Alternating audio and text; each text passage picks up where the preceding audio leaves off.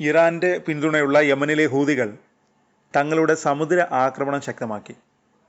ഇസ്രായേലിന് പുറമെ ഈജിപ്റ്റ്, തുർക്കി എന്നിവയുമായി ബന്ധമുള്ള കപ്പലുകളെയും ഹൂതികൾ നിരീക്ഷിച്ചു തുടങ്ങി. ഉപരോധം ലംഘിച്ചതിന് കുറ്റക്കാരായ 9 കപ്പലുകളുടെ പുതിയ പട്ടിക ഹൂതികൾ പുറത്തിറക്കി.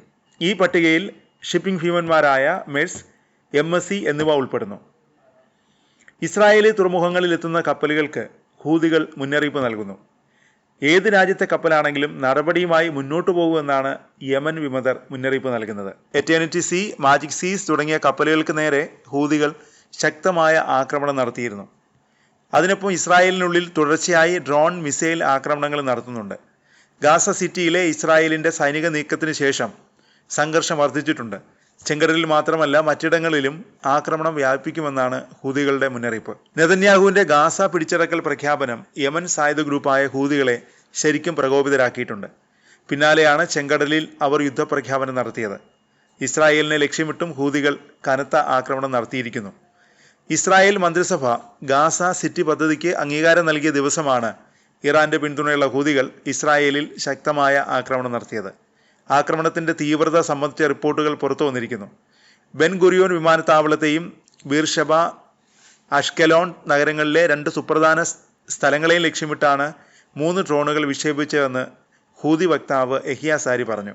മുസ്ലിം രാഷ്ട്രങ്ങൾ മൗനം വെടിയണമെന്നും യഹിയ സാരി ആവശ്യപ്പെട്ടു. ചെങ്കടലിൽ യാത്ര ഒഴിവാക്കാനും ഷിപ്പിംഗ് കമ്പനികൾക്ക് ഹൂതി വക്താവ് മുന്നറിയിപ്പ് നൽകി.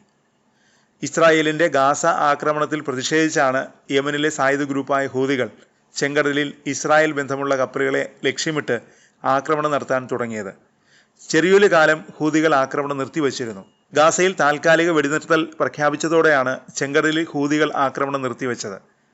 എന്നാൽ ഇസ്രായേൽ നിരന്തരം വെടിനിർത്തൽ ലംഘിച്ചുകൊണ്ടിരിക്കുന്നു. മാത്രമല്ല, വെടിനിർത്തൽ കാലാവധി കഴിഞ്ഞതോടെ ശക്തമായ ആക്രമണവും തുടങ്ങി.